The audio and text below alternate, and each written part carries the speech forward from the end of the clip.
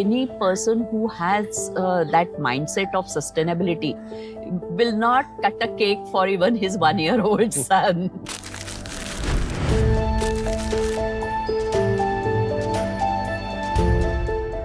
During Yadav era, they started calling Punyak Vishay. Punyak Vishay is a holy place. Which got transisted, or the dialect change after years, so it became Pune. Sacred pools need to be remain sacred to even for the survival of the human being. So they started doing these open shrines where there are grasslands. They used to have in Marathi they call it as a masoba. Masoba is a god, it's a stone. The person, when you get up, you start with your toothbrush and toothpaste. So how much is the amount of chemicals in 5 grams of toothpaste which are entering from your homes and reaching the river? So you cut any fruit, you are going to lose some sort of a food value. Then how the canned juice becomes healthy? Let's preach to the world. What are the rights of the river? Her first right is right to flow. Correct.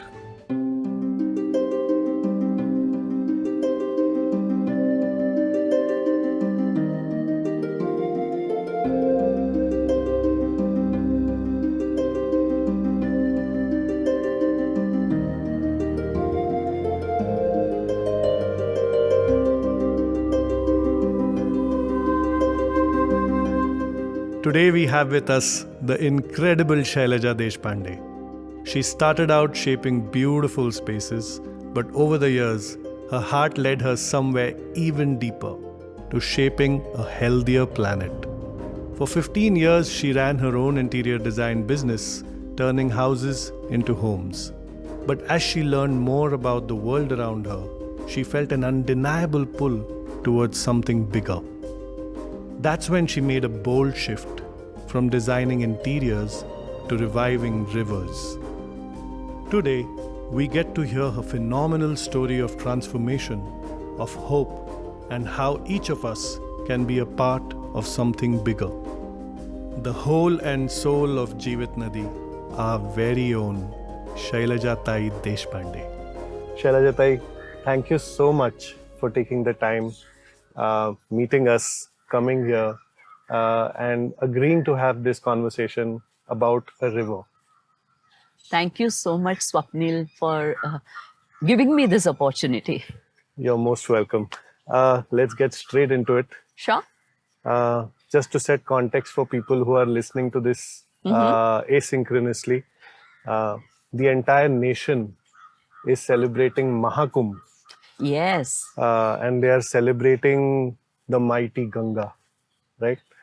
In a country where a river is not just a geological entity, but she's a goddess. Yes. I feel privileged, we feel privileged that we come from a culture like this. Yes. I think to get back to your Mahakumbh Mela, I would just like to relate where we are sitting.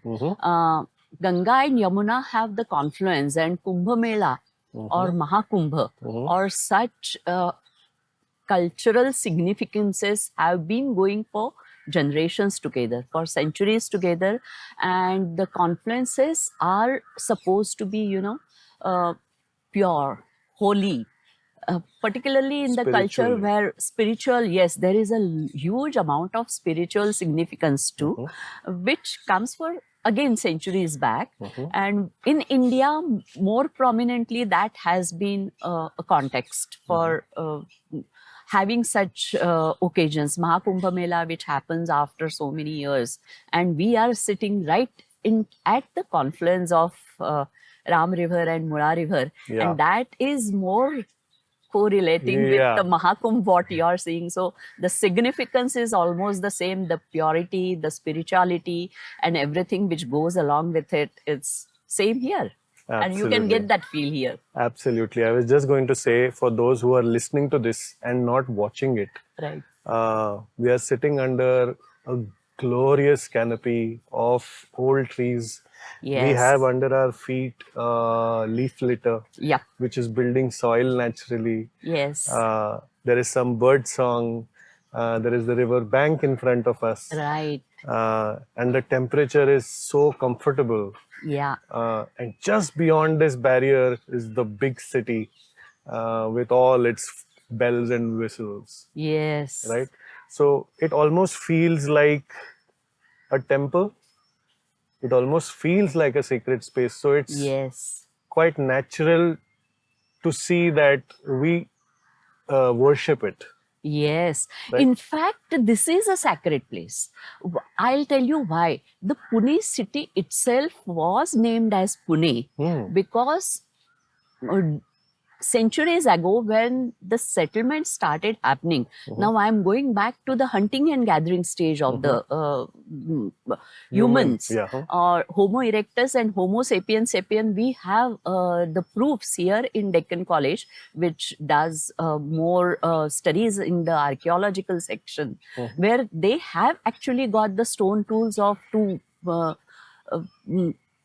different Homo sapiens and Homo erectus. Oh, I see. So after that, means if you go to the different eras historically, during Yadav eras, or so during Yadav era, when the settlements probably started happening along one of the other river, which is Mutha. And now let me correct you, the cities, the rivers do not flow through the cities.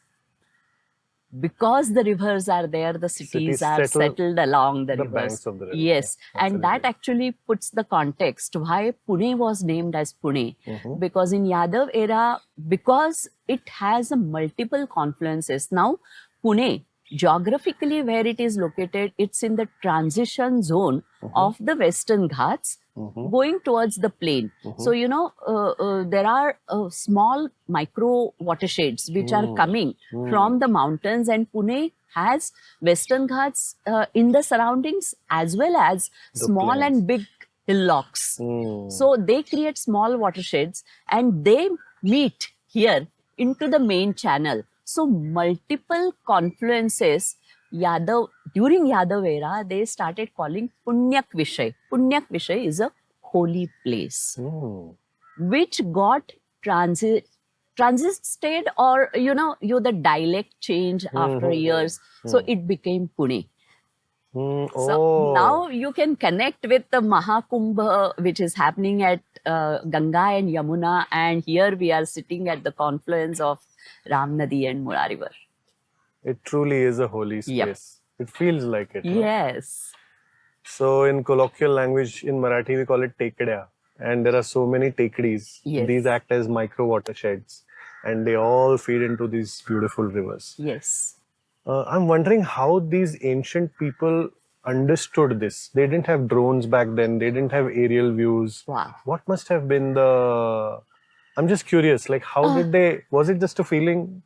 Or was it examination? What was it? I think they were more smarter, more scientific probably, though the science came, or the ecology is one of the most recent sciences. But they knew the nature, they knew the seasons, they knew the laws of nature, and probably they observed. So when you start looking at the rivers or different such locations which have been, Holy. through the, it's not just holy, but they have been protected for generations together, calling them as a sacred. They could be sacred groves, and there are sacred pools in the river. So they have some significances where they have those open shrines which are built up along the river, where there are deep pools. So the deep pools are ideally the gene bank of the aquatic life.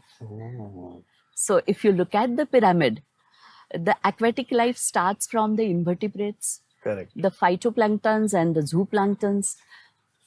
Over there are other insects which eat these, and that's how the cycle starts. Yeah. So the fishes pyramids are the phytoplanktons and the invertebrates, and the deep pools have this gene bank. So the then the sacred pools need to be remain Protected. sacred to even for the survival of the human being. So they started doing these open shrines where there are grasslands. They used to have a, in Marathi, they call it as a masoba. Masoba is a god, it's a stone. It's a round stone if you look at it. But that's a god of a pastoral community. So if you see that god, you start connecting. There could have been lovely grasslands because the sheep herders and cattle, they feed on the grasses along the river banks. So these remain sacred places culturally for centuries together as holy places, and they probably were protecting. It's so interesting, right? We use religion. Yep. And we use some kind of mythological narratives. Yes. To protect an ecology. I think some wise men understood this. Probably. And they said, okay, these guys are not going to just leave it if we don't weave a story around it. Absolutely. And they saw the most effective tool, which was God. And they said, okay, this is God, so you got to take care of it. Yes, yes. And it's not only God. I can tell you there are stories, mythological stories, even, about the nymphs. Because the nymphs and the deep pools, Apsara, right? Apsaras, they call it as a... And mermaids. So 7 apsaras or 7 nymphs. So they stay in this deep pool. So they come in the midnight, and if the person is worshipping that deep pool, she will gift that person something, during the midnight, and the person will take it, and that person or that family becomes wealthy. So there are all those stories, and so beautiful stories woven along all these places. And it's very interesting. But today, if you look at the scientific part of it, when I see these Maulaya or these Kundzais, or we call it as Sati Apsara or 7 goddesses, I start looking at the ecological significance behind it. Then I find there are some natural life springs which are flowing through the Kundzai, because the rock is actually creating the fractures, and I see them. Those life springs coming out of that. So these cultural significances, actually you can correlate with today's ecosystem of the river. This is amazing. Yeah. And actually, as we sit here, there are some natural wetlands, there are some open springs, there is the river bed which is full of grass. Yes. There are so many different things going on, and this was protected for the longest time. True. Shailaja, how did all of this begin? You came from a very different context. Yeah. You were into interior design. You were converting houses to homes. Yes. And you were a home creator for people. You were a dream fulfiller for people. Yes, yes. From there, you go to becoming a hardcore environmentalist. Yes. What has been this journey, and how did you find this hero within you? Oh, that's really an interesting story, because when I was doing interiors, you usually tend to do lot of wastage of the material. Yeah. Being a woman, basically, I'm proud to be a homemaker. I would have actually, but your brain also doesn't stop, so you start doing something different. So any lady of the house doesn't like to waste her food at home. I agree. So it is the same thing when you start looking at the profession and you see the wastage of the material. So you start getting restless. Why am I doing this? Why am I breaking the original tiles, making so much of rabbit and rubble? Where is it going? When I'm doing carpentry work, where is the original wood going? And that actually I started exploring it, that where it is going. Then I realized that it is going somewhere dumped somewhere, because it doesn't have any circularity. So it gets dumped most of the times along the river banks. And then it started bothering me. And I started looking that I have to understand what exactly happens if such things go into the nature. What is the outcome? How it is impacting? And then I came across Ecological Society. And I did this interdisciplinary sustainable, which is natural resource management, and it talks about the sustainability. And that was actually the triggering point. Means then it was a 180-degree shift. It was a weekend course. Saturday, I used to actually wind up my work very hurriedly. I used to avoid the site visits, sit in the office, do my work, do the labor payment, go to the Run to course, Ecological rush to the Society. course. And then I started realizing, what am I doing? I'm not a person who would really like to, after one car, second car, or after first mobile, second mobile, or third mobile, what am I doing? What am I wasting? And what am I impacting into the environment? And that realization, when it comes through the ecological society, it indeed was a 180-degree shift for me. I started slowing down my business. I started closing it up, and started looking around what I could do. And then how did you come to Jeevit Nadi? That also is again an interesting story. It's very interesting in a sense that after you do the ecological societies, this inclusive course, diploma course, you really become restless souls. And the restless souls start looking around, Yeah. which is the another restless soul who wish to do something about it. Yeah. And that's how one of the alumni actually put an email. In those days, now this is a story of... When did you do the course? I did it in 2009, 2010. Okay. So around 13, 14, we received an email. That time, the internets, the mobile, WhatsApps, and all this was not very common. yeah. It was just an email. So I received an email from Ecological Society. One of the alumni has sent it. And he said that I wish to celebrate my son's first year birthday at Mula Mutha Sanctuary. Now, this sanctuary is in Pune, along Mula Mutha, which are main is rivers. main river of Pune city, along which Pune has been settled historically.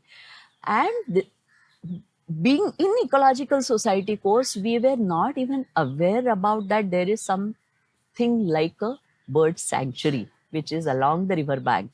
And we all went there. Obviously, any person who has that mindset of sustainability will not cut a cake for even his 1-year-old son. Yeah. So there were promises and there were discussions of the restless souls who came together that what can we do? And the answer was right in front of us. Mula Mutha river in the filthy state, the rabbit and rubble which was, spread all across, and the birds were trying to get adapted to this new thing. And that itself was the answer. That why are we looking somewhere else when the answer is right there in front of us? And that was the start of, our So beautiful. journey, you can say. So what is the agenda for Jeevit Nadi? So when we initially started, we were also grappling because though it is an interdisciplinary course, you really, when you are dealing with a natural resource, unless and until you actually go on the ground, you experience and understand the things. River ecosystem in theoretical sense, everything is very good. Source region, floodplains, mouth, what ecosystem at the mouth, what ecosystem at the source region, what is the ecosystem at the floodplains, all said and done, how does it actually relate when it is there on the ground? And so the whole team which came together, we started exploring every stream which was meeting Mula Mutha river. So start from the confluence at the river and go upwards, start looking for the origins of the sources and what is that, what is the settlement which has happened, what are the interventions, what exactly are the issues.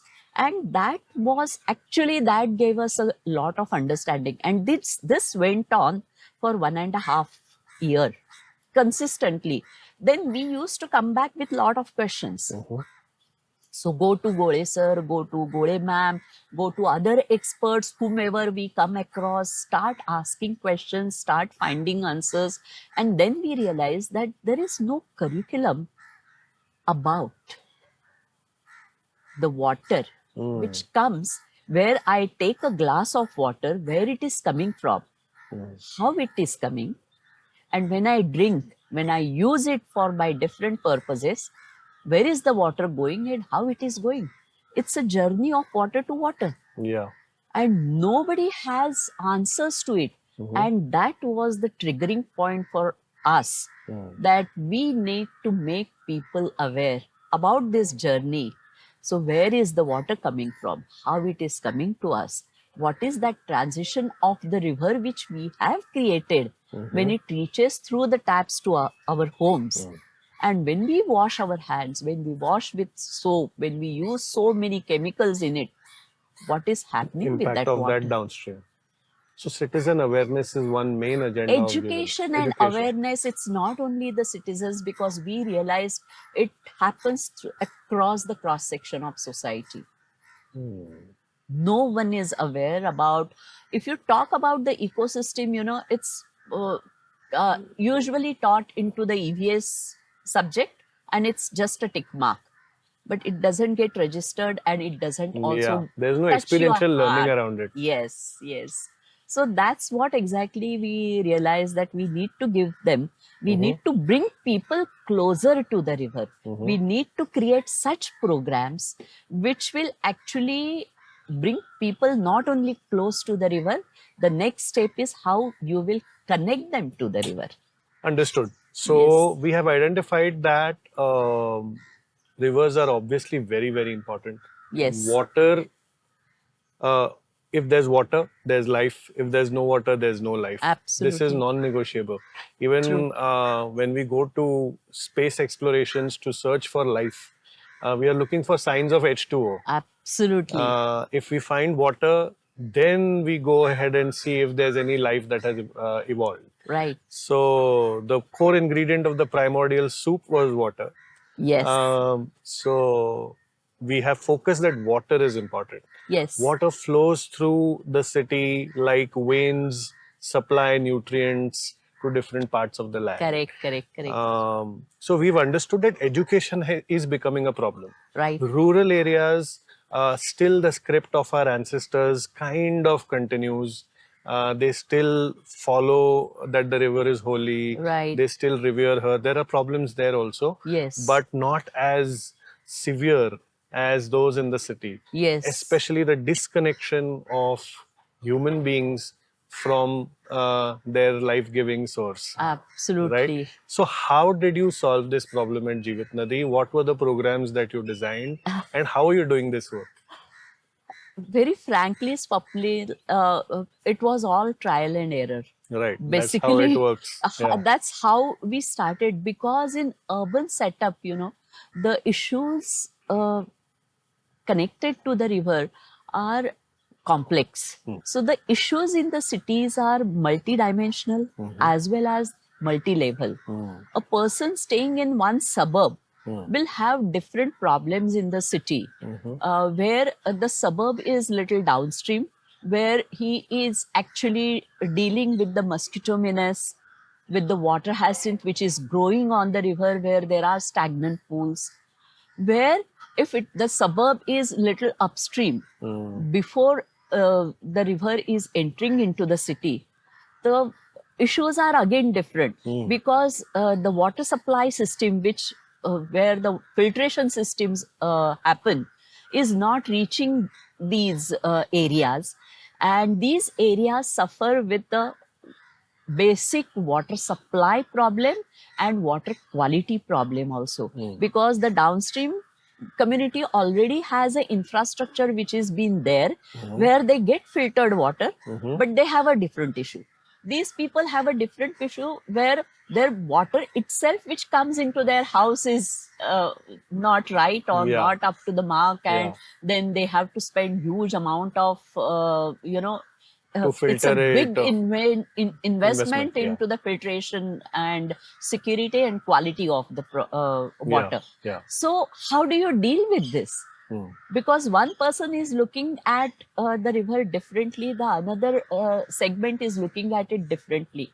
But we have to make sure that they have to get connected, because the issues at different places may be different, but it's one resource. I'm asking a question like a layman. Yeah. Do people feel empowered that they can do something about it in the first place? Or do people think ये government का problem है, ये मेरा problem नहीं है, मैं government के दरवाजे खटखटाऊंगा और बोलूंगा कि आप मुझे साफ पानी दो? Correct. I think this happens with every natural resource. क्योंकि जो common pool resource होता है ना, अभी पानी, so nobody owns the river. It's a common resource, correct? It's a common resource. That means everybody has anything and everything to take it from that river, but nobody follows a duty and a responsibility that I owe. preserve If I'm drinking this glass of water, I owe that one glass to that resource which is there, which is coming into my house or which I'm drinking, and This without is that so I'm no important. one. So it's always pointing the fingers to others. But we forget, when I'm pointing it to you, I'm also pointing four fingers yeah. at me. And that is very much missing commonly across the world, I would say. So there are two problems. One, Yeah, I think I have no right over my river. That's a misfortune. At least personally, before knowing of your work, before doing Ecological Society, right. I didn't know I could go to a river and ask for my right to Correct. keep her clean. Heच माहिती नव्हतं. I didn't know this. बरोबर आहे. Right? Secondly, one very important thing that you mention is the respectful harvesting. We have to be respectful that if I'm taking a glass of water from Correct, you, correct. if we treat her like a living entity, Yes. then we will be respectful of saying ki I'm taking something from you for my life. Absolutely. First of all, I think everyone should ask permission. If I come into your house, Yes. I can't just walk into your kitchen and take a glass of water and drink from it. Right? Correct, I will correct. ask for your permission. Absolutely. So I think somewhere that culture of asking for permission should come. Secondly, I think there should be some respect before we harvest it. And if we are Right. harvesting it, we owe it to her, or it is our responsibility and duty to make sure that her ecosystem or her recharge or her health basically is taken Absolutely. care of. So how do we do this? I'm sure you're doing this at Jeevat Nadi. Yes, yes. So how are you doing it? So one thing, let me just come to the We can rewind. Yeah. No, what you have mentioned is absolutely correct. So the way we have rights as human, where the constituency gives, it is given by every nation and every country, and we also have, as in India, we have a very great constitutional Yes, network. So yes. we have rights of the human. What is lacking in our country is respecting the rights of rivers. Now, world over, this movement is going on, and people are, where probably it started, the rights of rivers started in New Zealand Okay. a couple of centuries ago, Okay. where Couple of Maori centuries ago? Yes, yes, Oh. the Maori community actually started talking about the rights of the river. The livelihood which depends on those rights, how everything is, entwined with you cannot separate it out, because we settled from hunters and gatherers as farmers Because of the and river. because of the river. But we tend to forget, but the constituency gives us the responsibility, because they say the river is not owned by anyone. What is the No legal government. structure there? Legal structure is we are custodians of the river. We are stewards. We are stewards. And that's how we should, behave with the river. So if we have to understand this, then we also have to understand the ecosystem.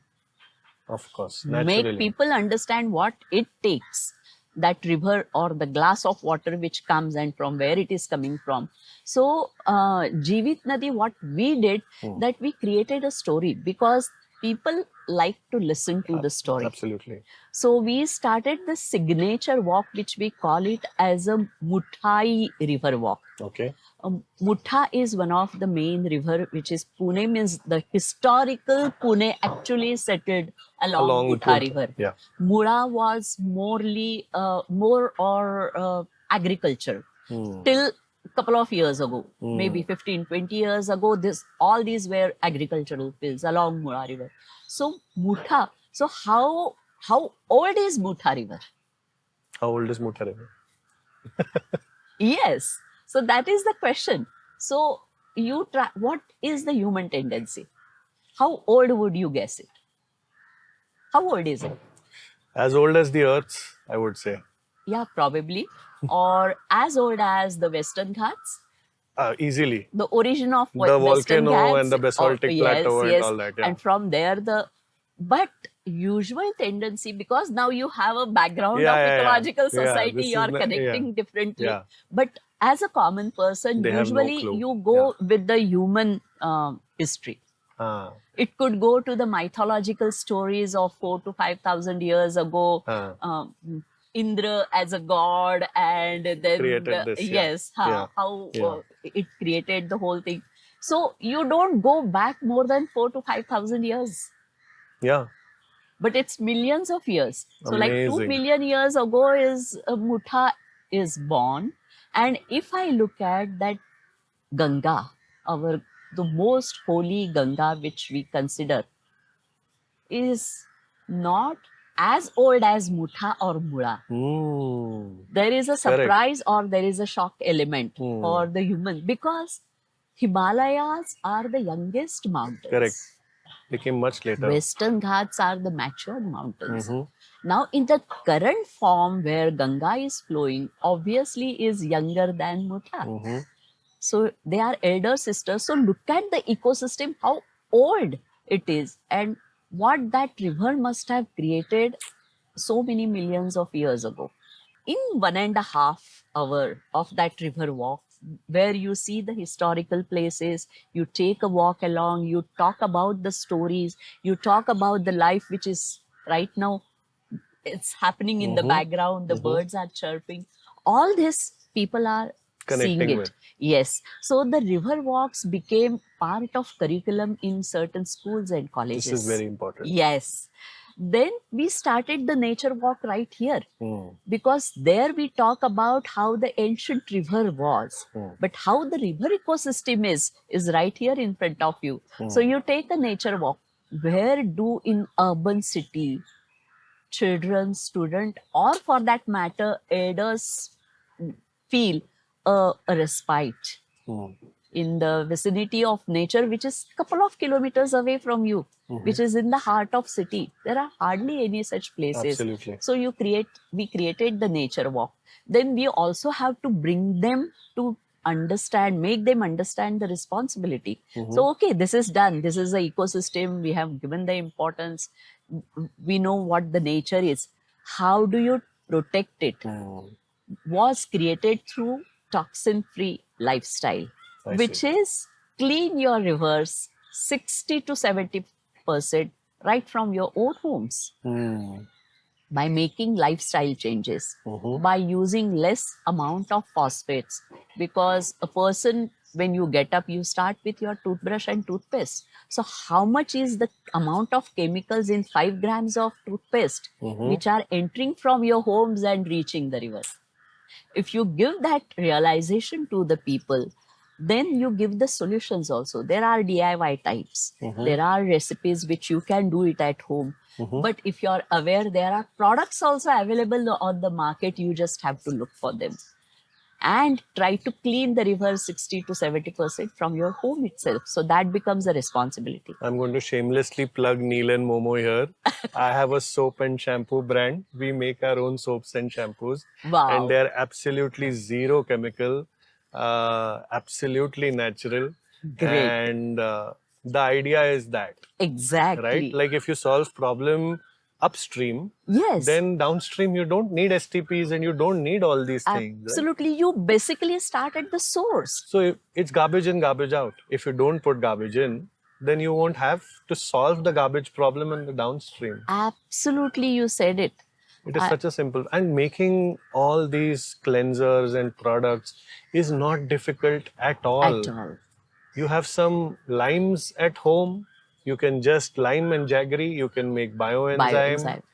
put some baking soda in it, you have detergents, Absolutely. put some Rita or Shikekai in it, and you have your shampoos and whatever. Correct.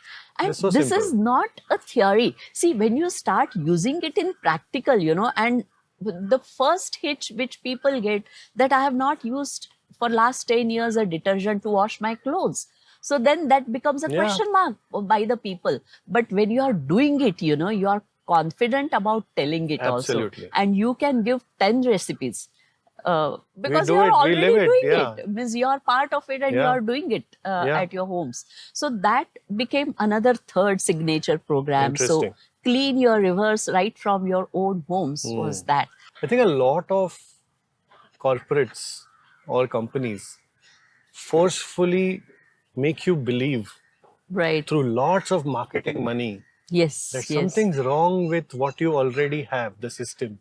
Correct. Our grandmothers were living this life. Very true. They were the true conservationists, they were the true ecologists.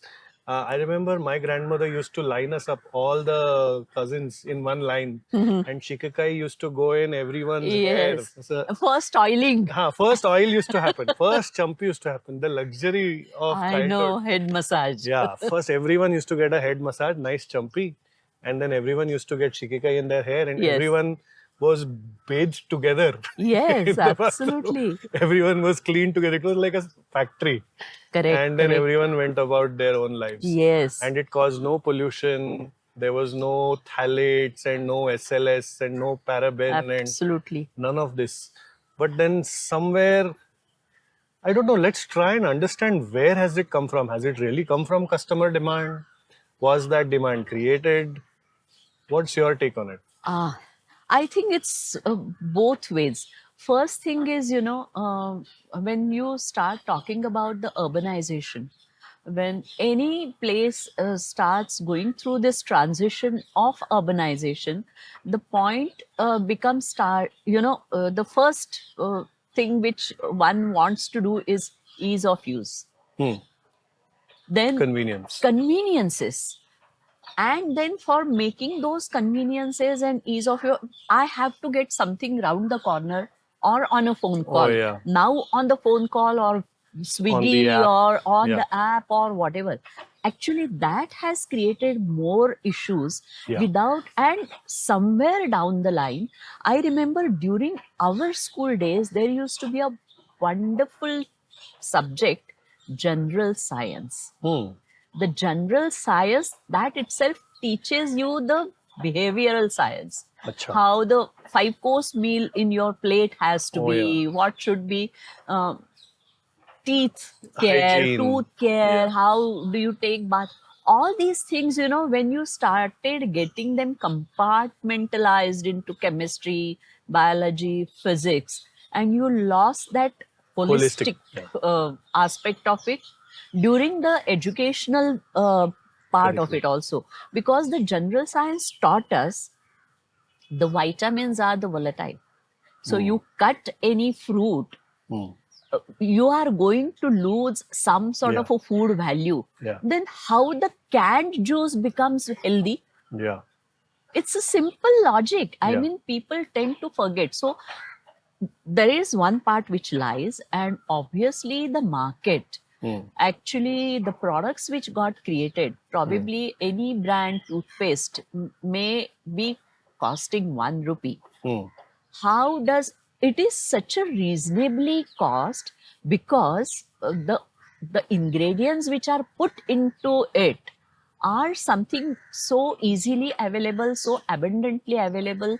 Most of them are the originating from the pesticides, fertilizers, the weedicides which are there.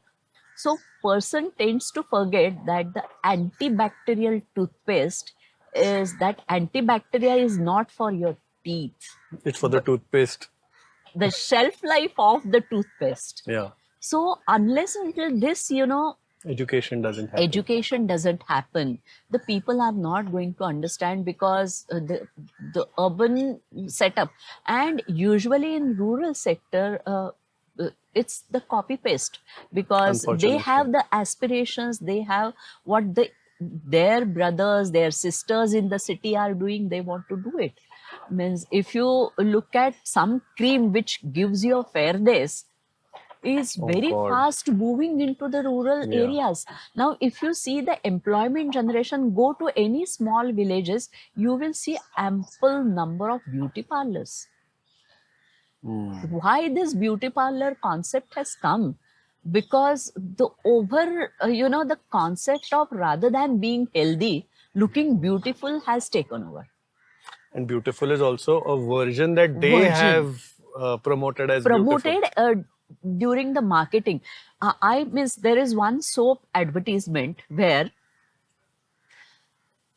20 years ago the soap used to show one beautiful actress coming out of that shower or out of the waterfall, and she is forever young. Every 6 months the model is changing, but people are not realizing that the soap is same, the model is changing. Yeah. How can the model is going to remain same youthful Yeah. after so many years? Yeah. So that's That's the that's the marketing. yes, Yeah. that's the gimmick. That's the which they play. foolery. Yeah. No, I think that education is very, very important. Yes. I think customer education is a big piece of the puzzle, Yes. right? Let's assume that if we do tackle the customer education problem, okay, Correct. and customers do become aware. Right. What are the other levers for change? First of all, actually, let's come back a little. Right. Is something not right with the way we associate with our river? What's missing in your opinion? I think again, this quick lifestyle, the fast moving things, so one starts looking at the end of the pipe solution. If there is a problem or I have a headache, I immediately rush and capture my medical shelf and take Pop a some pill. Anacin or pop a pill, whatever it is, without realizing that this headache might have been, maybe I have an increased number to my specs, or maybe Dehydration. dehydration, or maybe acidity, but I do not go to the root cause because I don't have time to think on that. Correct. So all this I know it also goes back into our lifestyles, Correct. the way we are looking at it, and that we are paying price for it. Big price. Huge price we are paying, but we are not ready to take a pause. Take a pause, think a little, go a little slow, and then probably many things will start falling into place. And that's where we are missing, because everybody feels that I'm missing this bus. If I am out of the career, my career graph will fall off, and no matter. But what that career graph is for? Is it for your livability, or is it for the materialistic things which you buy? It could be Big car, big house. That's the only a race. 2-bedroom house shifting into 4-bedroom. Yeah. And how does it make you happy? Yeah. The competition has made everyone That's a lose peer their pressure. minds. Yeah. That this, my friend has a so-and-so farmhouse at such and such a place. I must buy another farmhouse which is in the hype. Yeah. And then these are the aspirations. So Yeah. we are, and the young Missing the generation is getting the maximum sufferers are the younger generations. Yeah. Because we are not leaving much Yes. for to them to consume, especially with the global political climate and Yes, everything yes. that is going on. Things don't look Very true. too bright. So what can we do? So okay, we try and educate the customers, Right. Okay, but at the same time, the citizen has an emotional connection with the river. Right. Okay, but what are the things that are not working in the citizen favor. Like I said, I have a connection with the river. Right. I didn't even know I could go to her. I didn't know this place existed. Correct. I have passed this road I don't know how many times. Right. But I think first there should be signages, there should be education, there should Right. be, people should know something like this exists in the city. Exists. Right? Yes. Yes. Because if they don't know it exists, they are not going to protect it. Number one. Very true. Very true. What else do we need to do in your opinion? I think every segment of the society should get tuned to it. It's not just now, the sustainability has become a fashion, in the corporate It's a sector. buzzword. It's a buzzword. Everything's sustainable. But what does that sustainability means? It also has to be translated into the policies. Correct. The policies, and then that also means the capacity building of the officers. How many officers are aware about that there are such natural places? They also have children. They also commute and face this pollution, air pollution. It's not that you face the pollution and they are escaping from Correct. it. But there is something missing. One is the capacity building. Another is the policy. What do you mean by capacity building? As in the number of officers working on this? As in the number of officers who would understand the significance of balancing the urban areas see. with the natural resource management. Suppose a city like Pune has the hills and rivers, then there should be some non-negotiable things. Yes. In which that ecosystem will not be touched, Yeah. where the policy comes into the picture, Yes. where the people who create this developmental plan of a city GR they are called, should be part of it, to make it understandable that there are certain amenity spaces for the people for getting those services. It could be schools, it could be hospitals, Right. it could be anything, Right. for that matter, utility wise. But there have to be certain livable places, which you can call them, that the Ecosystem is preserved. ecosystems, and the children will actually take the training, the education right in the environment.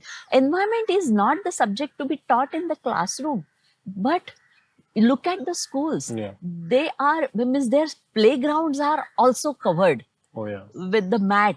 The synthetic. They are not exposed to this soil where we are Absolutely. sitting. Absolutely. How they will connect with the soil from which their food is coming from? They are just. We did a podcast with Mona Patrao, Okay.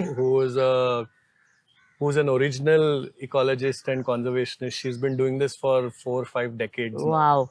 Yeah. And she started a small homeschool in Patsgani. Okay.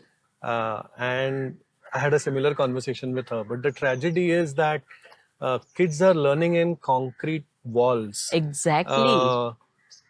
Asked to shut up, not move, sit on their benches.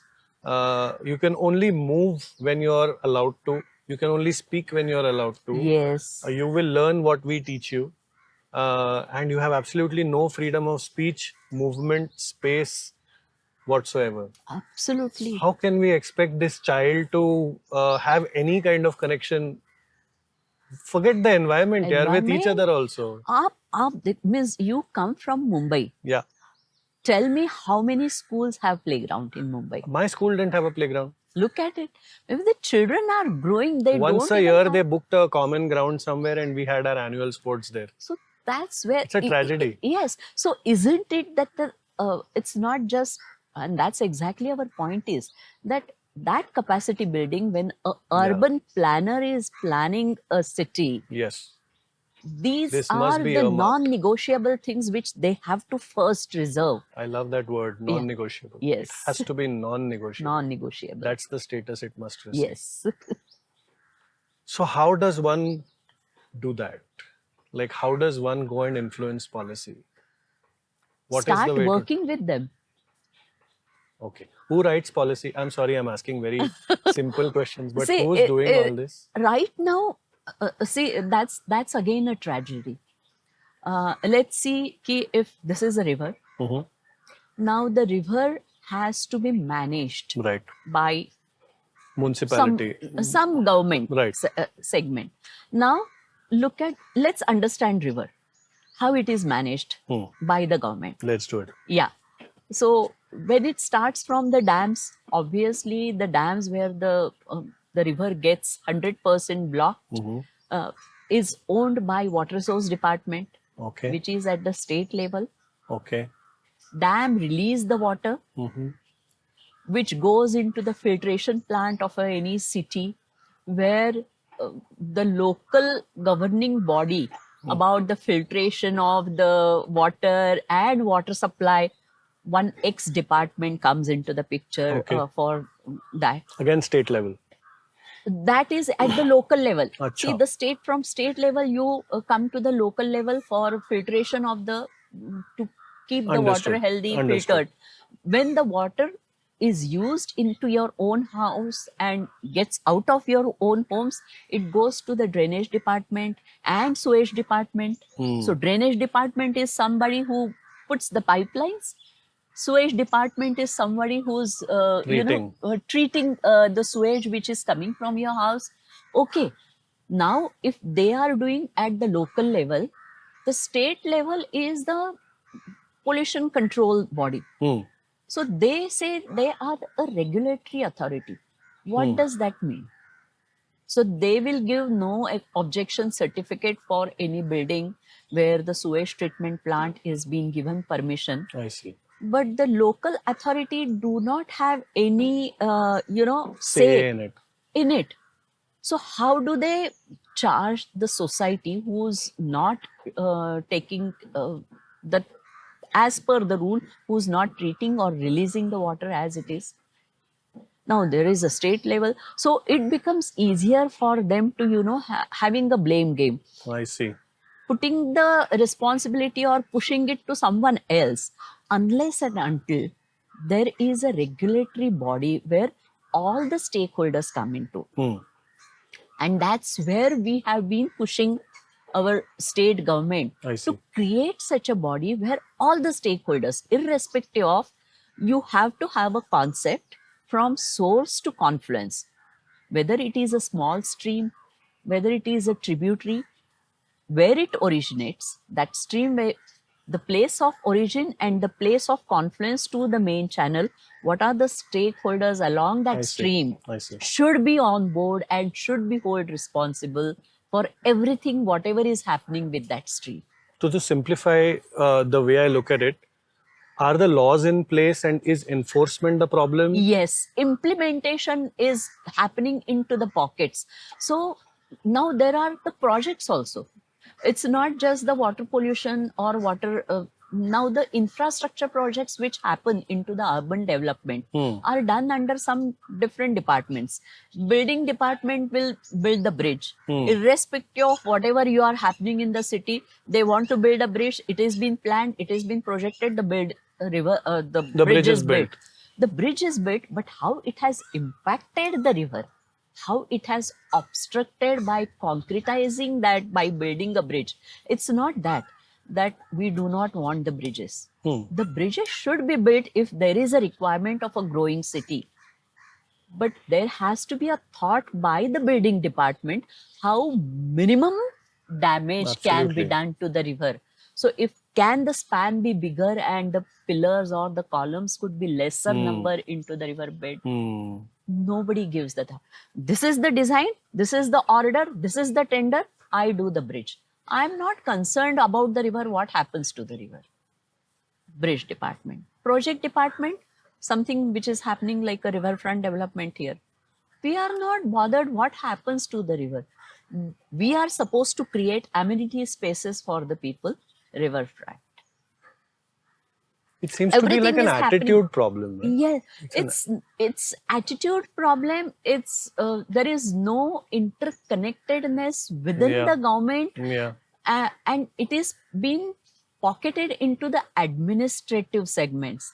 It has to be, if it is a natural resource, it should not be bound by the administrative bodies, but it should be ruled by the rights of rivers. Now, where I am talking to you. The Hmm. way the humans have the rights, the river also has a right.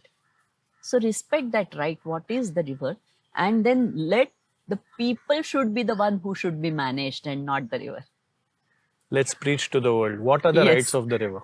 Her first right is right to flow Correct. As she pleases. as she pleases. So she has a domain, and it's not that she just one day she is flowing from Right. this side and the other year she will go somewhere else. Right. Particularly in the places like Western Ghats where it's a basalt, Hmm. the river really has to make an effort to scur that Yeah. channel. Yeah. So which happens for millions of years. Yeah. So she is not Going to go astray anywhere. go Yeah. astray anywhere. So there is a domain by which she is confounded either by the grasslands Mhm. or the tree line which is along the river bank. That is a non-negotiable Hmm. place. That is the domain of the river. You should not touch it. Hmm. And if at all you have to intervene it, make sure that you have the less interventions, Least footprint. least footprint on that. So that is one way to look at, and that's why it should not be bound by the administrative boundaries, Hmm. but by the flow of the river. So right to flow, then right to her life, the life which she creates, whether it is a flora or a fauna, that has to be there. And so it's a nature's law again. But for everyone, see, we are ecologists, so Yes. we have context on this. Correct. Let's break it down into as much detail as we can. Okay? Right. What is a river? Let's start from there. So what is a river? So in Marathi, there is a beautiful word. We call it as a nadi. Hmm. The river which makes a rhythm. जो नाद करती है वो नदी. So there is a dynamic on the river itself. So if you start from the source, so even in ecology, but into simplifying, if you try to relate with the humans, our childhood has always been naughty. High Childhood, energy. high energy, jumping, moving, Bustling, yeah. bustling with the life. She is the same way in her childhood phase where she is at the source. Hmm. There are waterfalls. She is traveling she's really jumping. And really early on, she's smaller also. Yes. The she's source of small. most rivers, they are just Very small. very small. Yeah. Yes. Yeah. Then she comes into the floodplains where she is Settles down a trying little. to become mature. So she is in a mature stage, like you are right now in a mature stage. Yeah. When she meets the sea, she wants to actually get merged with the oceans or the seas, where she is in her old phase. She is in her old age. She has lost all her strength. So, like I'm getting old, she has also become old when she is meeting the ocean. So young, Beautiful. matured, old, like humans. So beautifully, you can relate with the human life. Why do you have to go to a science book and understand the ecosystem? Just like us, she needs soil beneath her feet. Yes. She needs trees around her. She needs needs- rocks. She needs animals to come and Yes. be in touch with her. Absolutely. Right? And that's why we call it as a living river. Exactly. So why it is a living entity like you, me, or tree, or anyone? Because it's the life which is getting Yeah. created in her. Yeah. She is reproducing something. She is moving from one place to another place. She has oxygen. Mhm. She is producing oxygen through her phytoplanktons. Mhm. It's a living entity. You treat her like a living being. That's the right of river in simple sentence.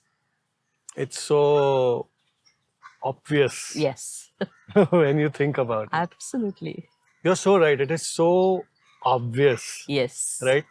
And yet I think the problem is people have lost free time. Yes. A lot of creative people have said that it's very important to be bored. You have to be bored for something creative and spiritual to happen within. Very you have true. to pause.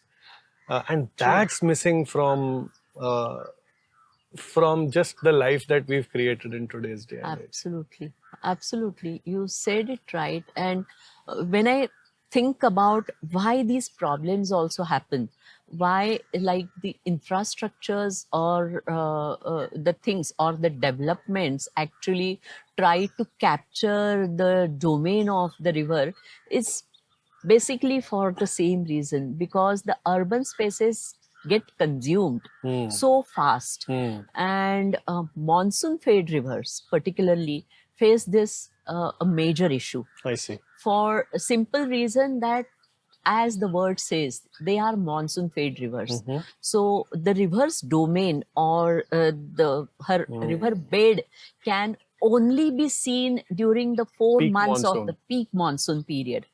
Rest of the months, the She's channel small. becomes narrow.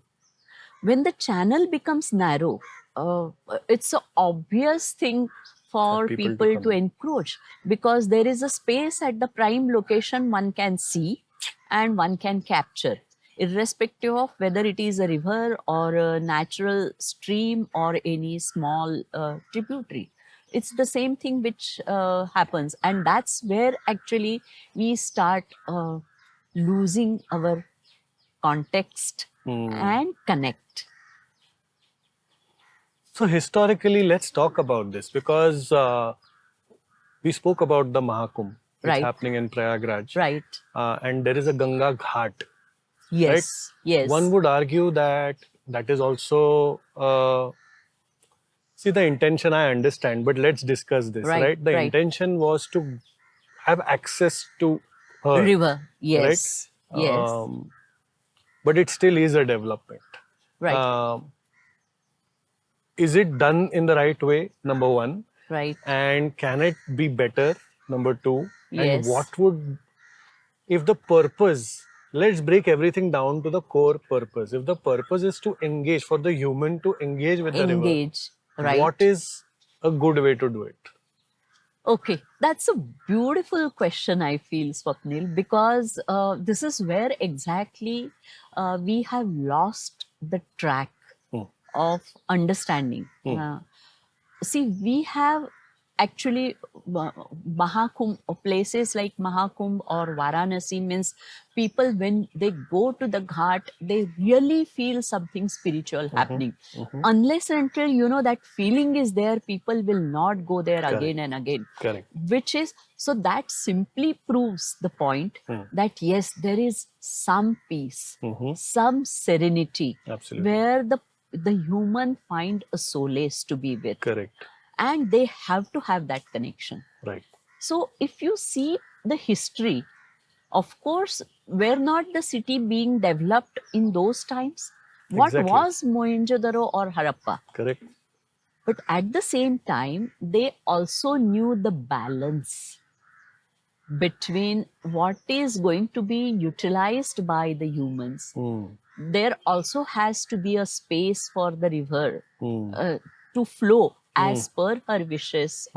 So it may not be scientifically in today's terms, but they knew the natural Intuitively. resource. They knew the wilderness of the river. They knew the limits also of the river. And somewhere they were not looking at the water which is available between two banks. They were looking much more beyond than that. What does that So, mean? in today's context, what do you look at the river as?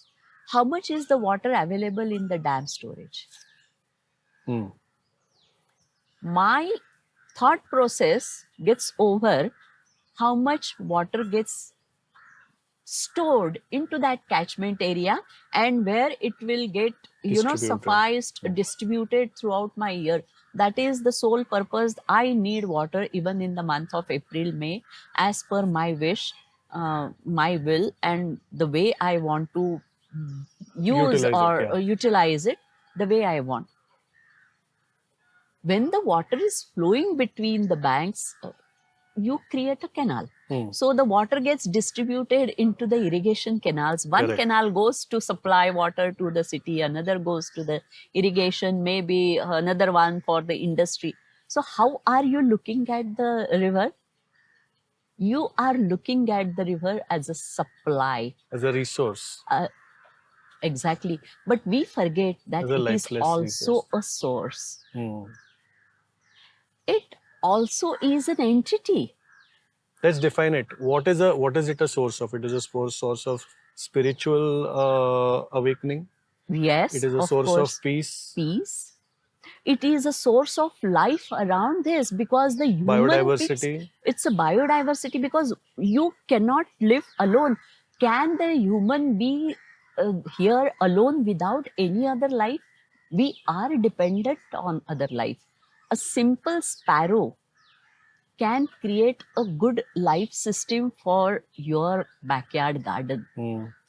But once you have the backyard garden, you understand the cost of that sparrow which is giving that Correct. invaluable service. Correct. Unless and until that service is understood, we are looking it as a resource and not as a source. I love it. Let's define these ecosystemic services, Tai. Yes. What are the ecosystemic services that the river provides us? Which So, are free, by the way. which are free, which without you asking her. So if it is into the city, let's say, Hmm. firstly, it creates a wind channel. Mhm. It is automatically purifying the air of that pocket. So the urbans are getting because there is a wind channel created by the river. This is beautiful. Air So, pollution seems to be the air- biggest problem right now in most cities. Anywhere Right? into the urban areas. Yeah. And if the river is clean, She it will also not create a methane. Right now, the river which is getting polluted is not working exactly as a wind channel, but producing the methane gas because of the rivers are so polluted. Yeah. So one is the wind channel which it gets created. Another is the domain of the river has the river bank. Hmm. Somewhere it has the rocks. Somewhere it has soil. Soil. Yeah. Some places it has marshy areas, Wetlands. which actually they are wetlands. Some places it is a tree line or a canopy. Mhm. So it is maintaining or controlling the temperature. Hmm. It is also sequestering the carbon which is there. So it's a carbon sink. It's now we are talking about the heat island, rising temperatures. If you have natural river banks, you obviously are going to control the temperature. During the floods, it is going to give you the resilience Buffer. to address. They will work as buffers to create sponges into the so that the floods are inevitable. With the climate crisis we are facing, Water levels we are cannot stop the floods, but we can be resilient. And that's what they are going to be. So if you are going to look at them beyond beautification, beyond what they are giving between the two banks, water available to me, beyond that, then there are many other services.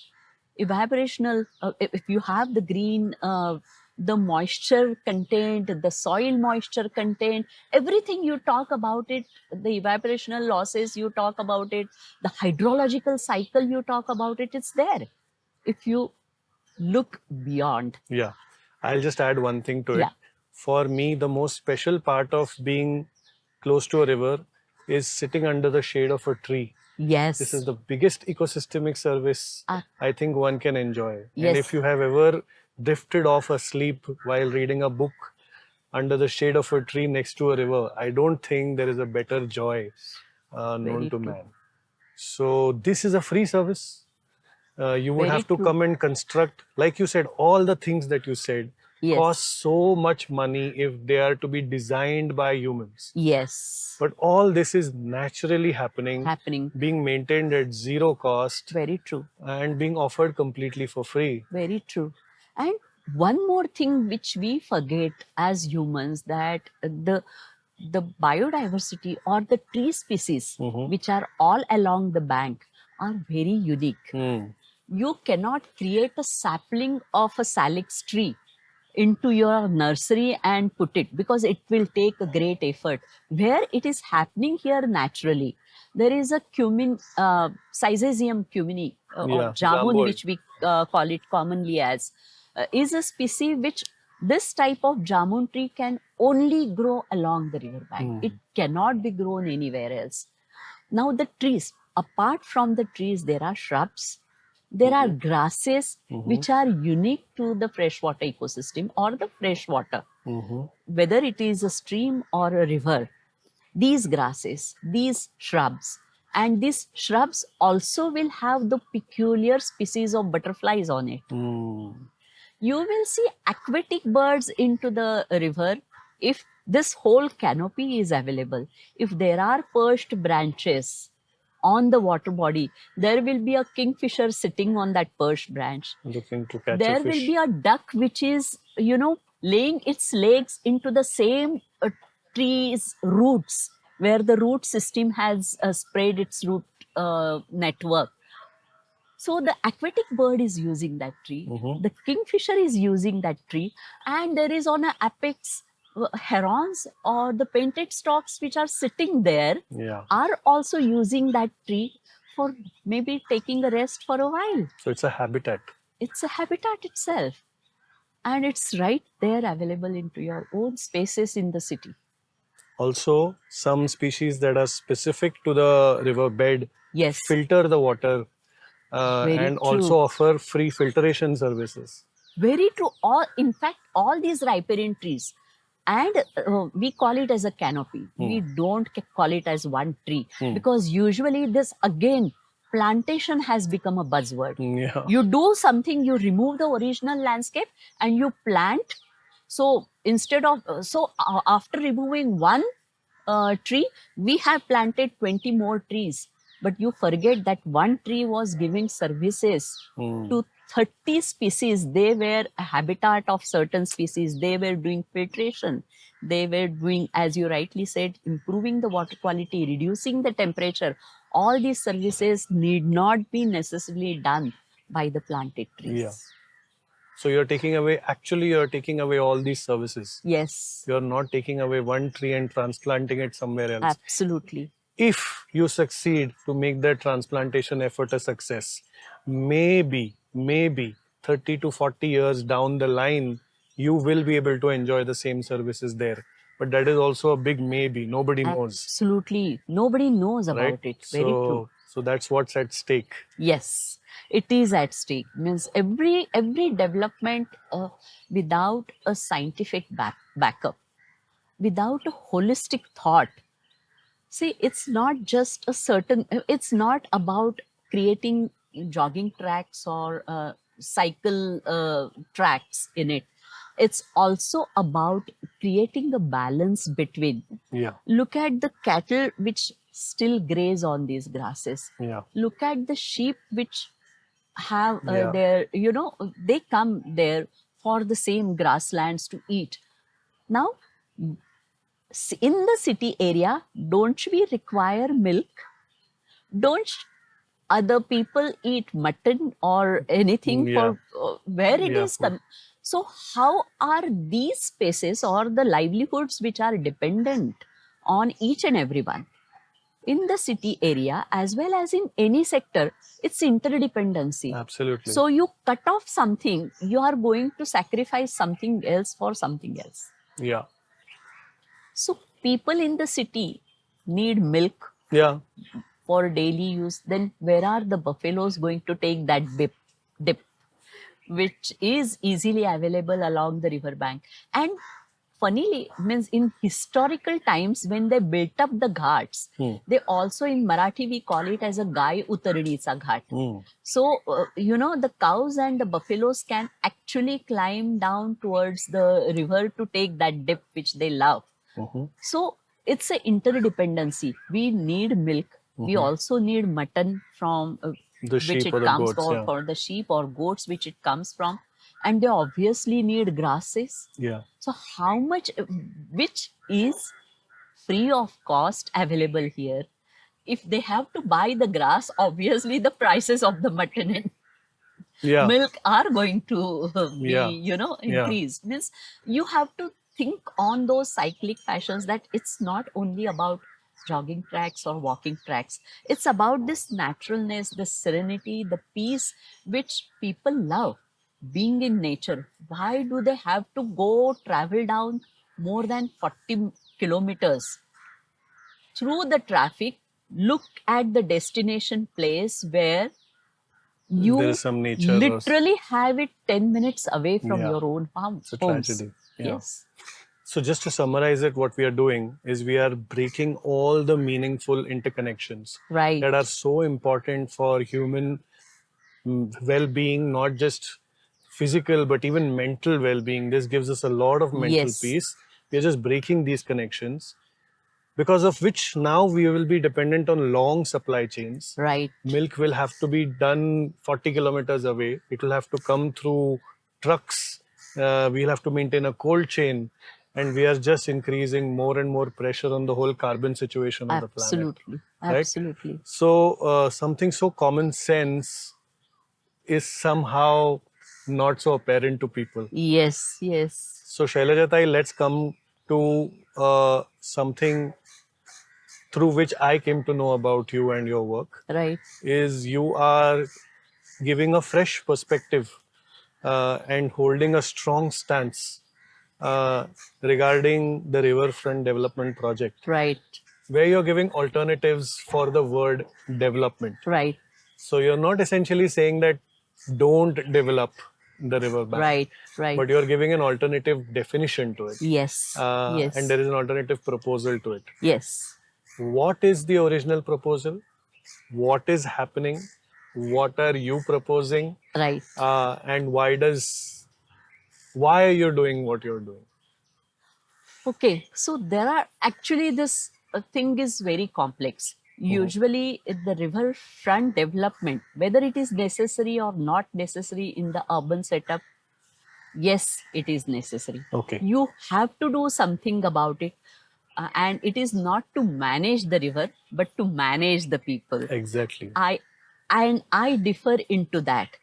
So instead of working on the encroachments, trying to do something about it, taking some actions, we enter into the river's domain, right into the riverbed, to create those embankments. By doing that, we are bringing something from outside. We are dumping that material into the riverbed, and then we are making a tow wall. By doing that, we are actually cutting out the interface between the water and the soil.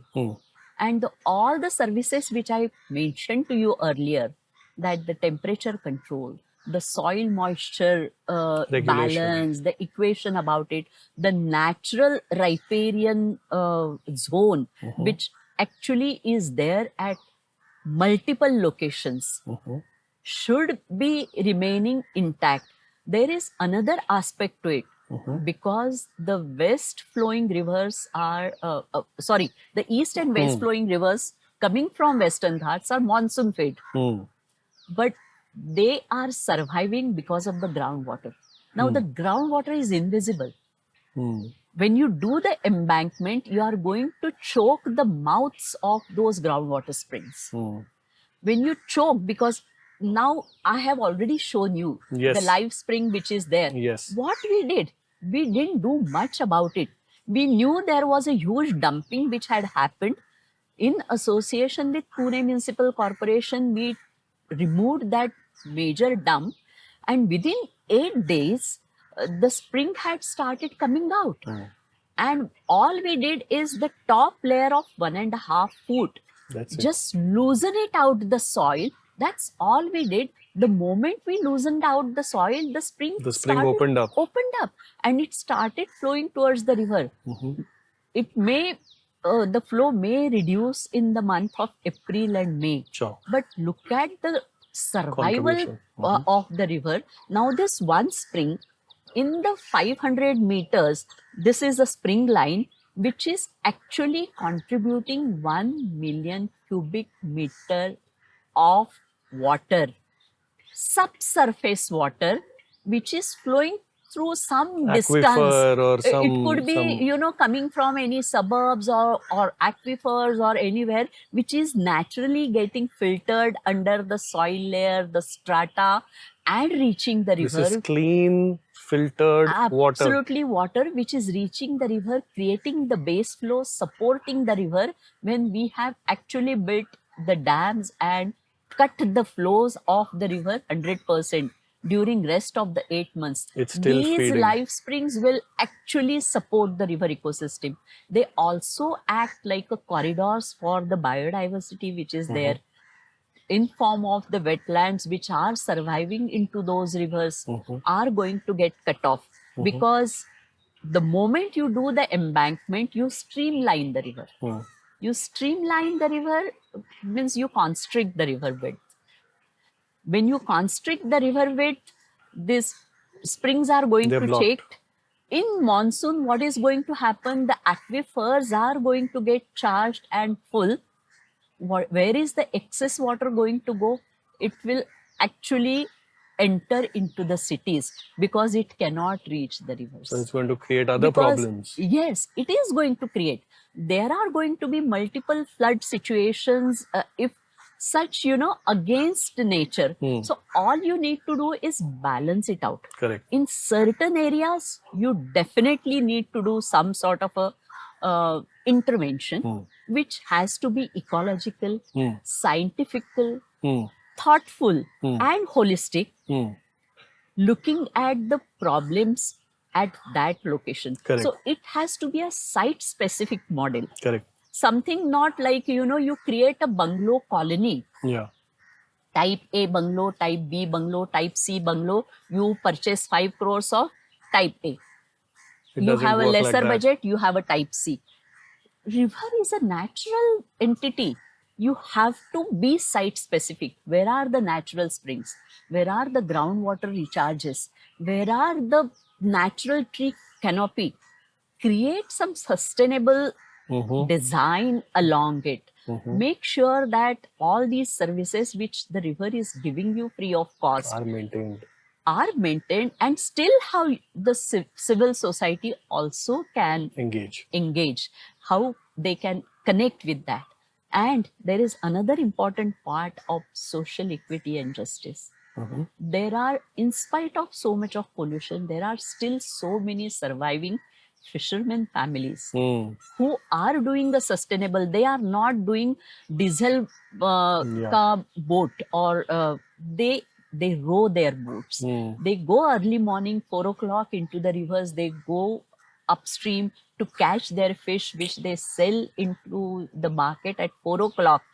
And during the day when they don't have a facility for the fridge, they keep along the mouth of that spring. They put those fishes into the bags. In a net. And it's a beautiful thing to watch. You see the birds, they are dipping into that water where the spring is reaching the river, and you will see a lot of colony of birds doing lot of activities over there because they are getting the fresh water into the polluted river. So all these things need to be taken care.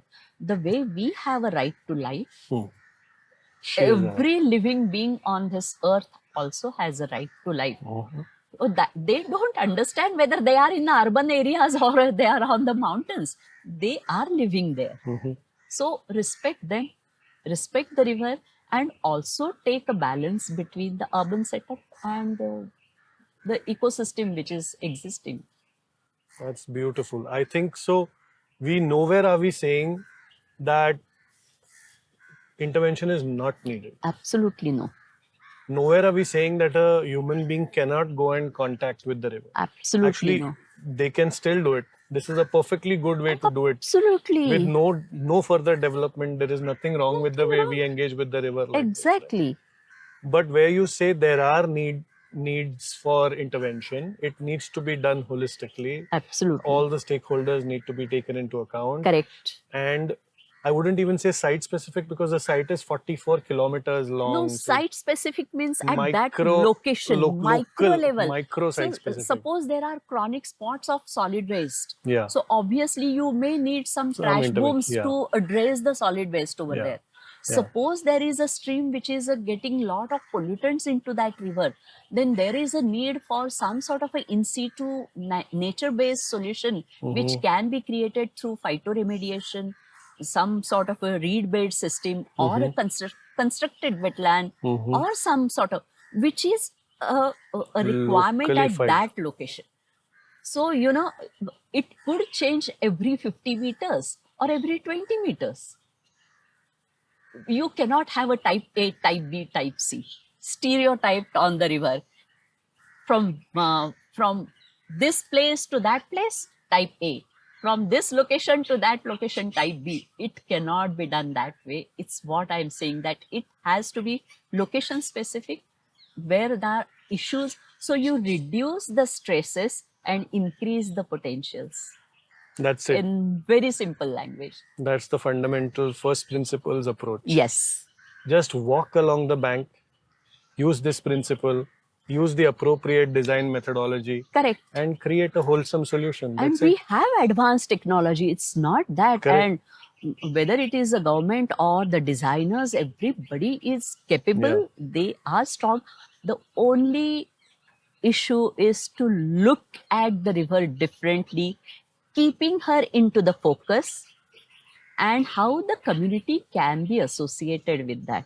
Community should not be associating with the riverfront where there is a lawn or where there is a walking track or a jogging track, but community should associate with the river where there is a life of birds, where there is a fish life, the aquatic life or other life, where they can connect. That will be more sustainable.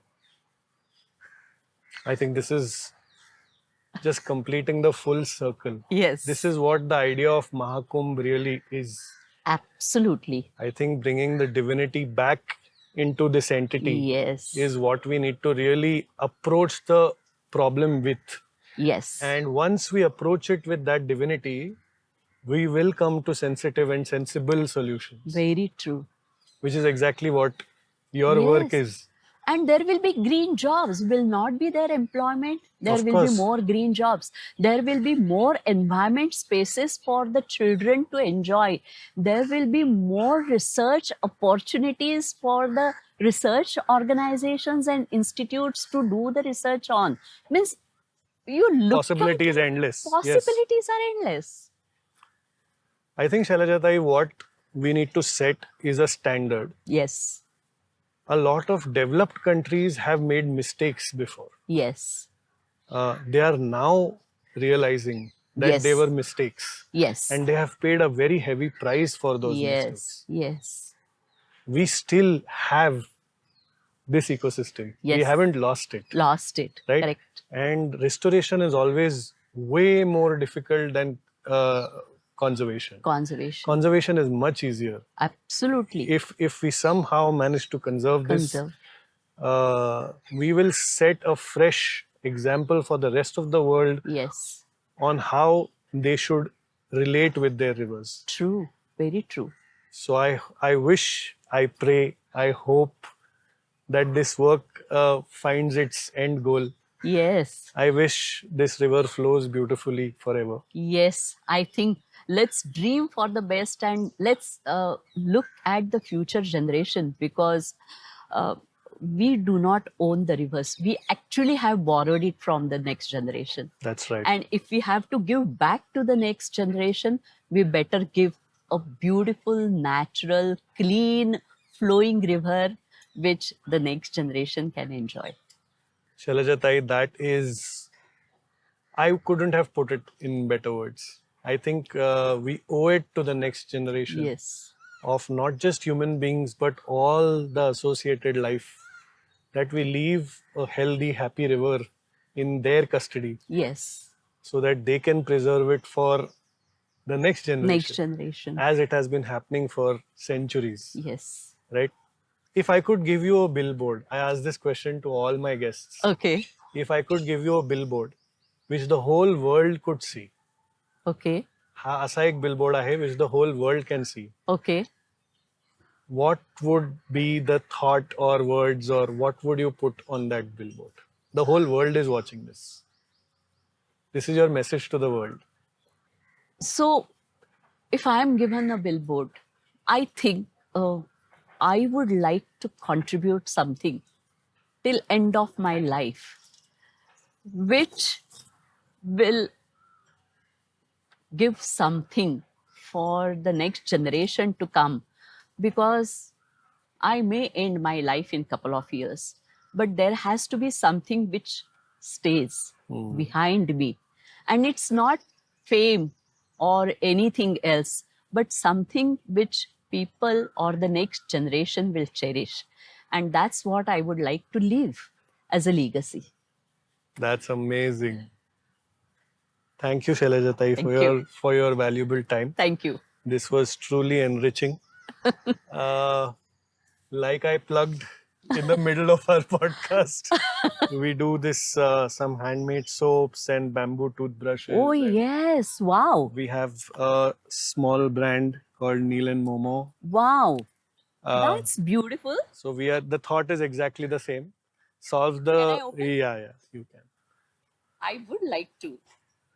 So, So yeah, this is so beautiful, you know. yeah, This is something which I don't find in the cities. yeah, and so easy to grow. So easy to grow and so easy to clean yourself. Mhm. So it's a natural scrub, goes back to the soil, no problem, Beautiful. no waste. Lovely. Thank you so much. You're welcome. Thanks. It That's also- all We beautiful. usually leave a few seeds in it so that Wow. if you want to plant one, you can plant one. There's a Oh, bamboo. you have? Yeah, Oh, you have a seed in it. yeah. Oh, super. So when you do put it in your compost, hopefully a plant comes out. That's the idea. Great. Thank you so much. You're welcome. We can do this because this episode is sponsored by Nature Care Fertilizers. Wow. They make natural fertilizers from cow dung of desi cows and a lot of other natural additives like behda, all the other neem powders, neem cakes. They mix 10, 11 of these wonderful additives Right. and shenkhat. Okay. And in combination, it just rejuvenates your soil biodiversity. Superb. And it's the best way to add some good soil. And I'm a farmer. We grow organic food in Mahabaleshwar. So we only use them. Jaidev is a dear friend. Oh, And he's been kind enough to support this work. great. So we have to give a shout out to Nature Care Fertilizers. And they have a Fantastic. beautiful tagline. They say this is the complete solution to an evergreen revolution. So Superb. it takes a village to create a revolution. True. And I think these are our friends. Great. So, yeah. Fantastic. That's really superb. Yes, So, again, you're talking about the circularity. correct. That's really great. Wonderful. So thank you, Nature Care. Thank you for letting this happen. Thank you. If you like that video, please don't forget to like, share, and subscribe. And don't forget to click the bell icon so that you never miss the next episode of The Root Cause.